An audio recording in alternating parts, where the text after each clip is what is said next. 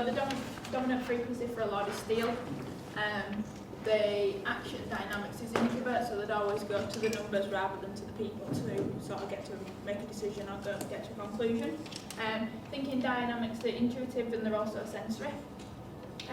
Strengths, they're very cautious and organised. They like to analyse a lot of situations and they're very detailed in what they do. And they need all the bases to be covered to ensure that they're comfortable in moving forward. So even if there's just one part that you think was irrelevant, if that was missing, then a Lord would not feel comfortable moving forward. Challenges, sometimes they let relationships come second because they're so focused on the tasks they're doing, the relationship doesn't really sort of hit off.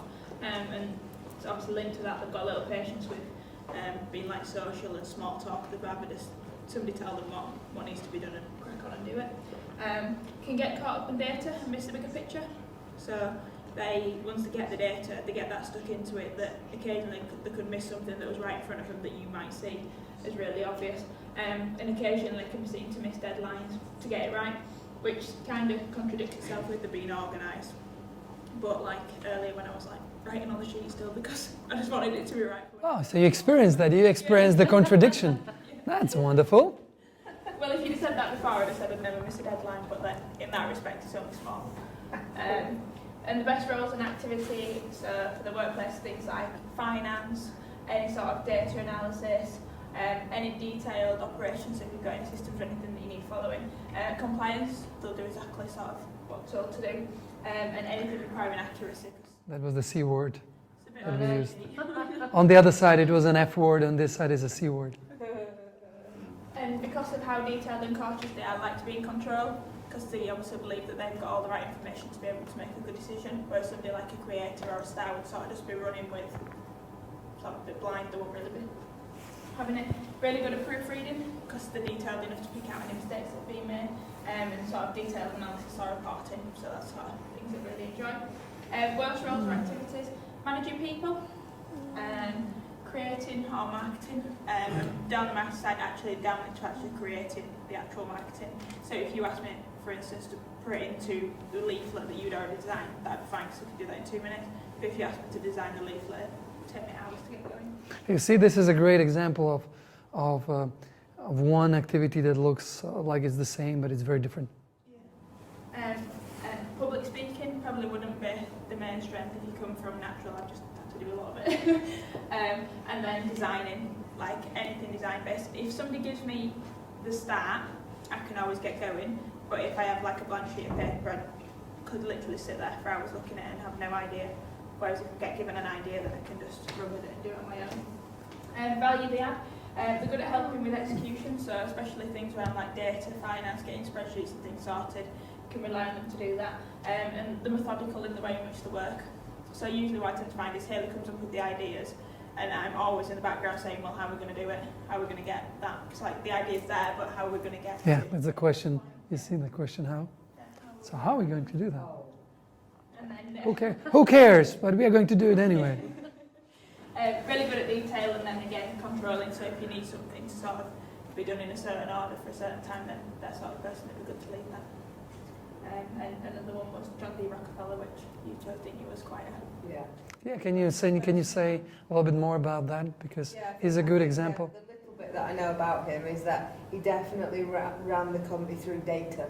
It was definitely all about understanding the data, understanding the numbers, understanding the metrics. Do you know what Rockefeller was doing? Oil. Yeah, he was refining oil. Yeah. And 150 years ago, the oil was basically pulled out of the ground, and it was crude, right, as it is now. And he was the one who was able to set up a standardized process to refine oil. So at the end of it, it was usable as a fuel, or as as a fuel, basically. So and where the Lord comes in really, really well is that He can save a little bit, but because there is so much volume, at the end of it, it's a big difference. So someone like a Lord is able to be so tightly managing things, which in some industries, in some businesses can mean the difference between being profitable and loss-making. And that's what he was. He was profitable because he was always making sure that things are optimized, the resources are optimally used. And as a result, when the prices went down, he was still making money while others were out of business. And this is what lords can do really well. They can take a look at some kind of assets, some kind of processes, and optimize them, squeeze the best out of it. And so a lord, like a landlord. Does the Lord see the opportunity to optimize, or does the Lord know the numbers to measure, so they see the criticalness of where you're at? So the numbers are just a tool to optimize. So does the Lord actually see the opportunity of how to optimize? Yeah, and true numbers. Most oftentimes true numbers. He says, we can do this. And that's what, for example, Lakshmi Mittal, who is the guy behind Arcor Mittal, the biggest steel company in the world. When he was bidding for Arcor, he was not schmoozing and doing things that you normally would consider as an effective way to get someone to agree on a deal with you. He actually went and ran the numbers and say, okay, so this is what I'm offering you as shareholders of Arcor. And at first they said no. So he went back and ran the numbers again. It doesn't mean he cooked the numbers. What he did, he was looking for more efficiencies. He was looking for more savings. He was looking for more synergies. And then he came and they just couldn't, this was an offer they couldn't afford to decline. That's what it was, true numbers. Kind of close with the mechanic as well. Yeah. See, Yeah, they're on the same line. Yeah. So it's interesting. I don't know. Do you know any other lords that you're either working with or? Yeah, quite a few. Yeah. So have you noticed that the lords hate wasting resources? Yep.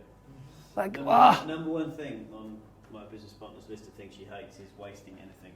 time, That's why we money, process energy. types of paper. Exactly. You don't want to waste. Why should we waste? Recycle it. Yeah. It's one of the things they hate wasting, and not because they are Scrooges, but because they hate wasting. Why should you waste? If you can do it with 2 liters of gasoline, why should you use 4? My brother-in-law is a lord. He's in real estate development, and he would use like buzzwords that just very good characteristics of Lord. He would say, the numbers will not let you to do that. So, how come the numbers will not let me to do that? He says, if you calculate it, you see there's only one option, and that's this one. Because it's the cheapest, better, so why should you pay more? Full stop. He doesn't understand. Why would you pay more? Right?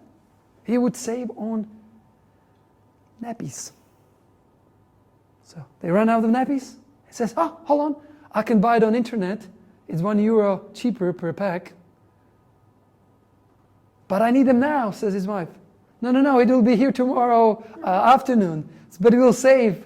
Why should we go and buy it to a regular store, right? He would say, you bought this bag? I know the wholesaler of this bag. Next time you buy these products, just let me know. I can give you a wholesale price. And things like this. So he's very conscious, but he doesn't want to, he just doesn't want to waste any resources. Yeah. So the analytical skills are there because they can see, they will notice details that we will overlook. And they will notice different things. And they can really analyze it, and sometimes it's painstakingly a long process, but they will get as I said, this is the best choice because the numbers say so. Yeah. Cars, anything. Buying cars is, I looked through the reviews, shortlisted 3 based on the resale price after 5 years, based on the engine fold rates, based on some other criteria, and that's it. And only these 3 models. And then he narrowed it down to only one. He says, this is the only one. I said, can you give me some other options of a car that we could buy? No, this is the only one. This one. With a small engine, because the larger engine will cost you more and you don't need it for what you're doing. That was it. No more discussion. If you think about it, sometimes it may be extreme cases. Paul Getty, another of those oil billionaires, he's known to have a payphone in his house. He says, I don't need to call, but if you want to make a call, go for it.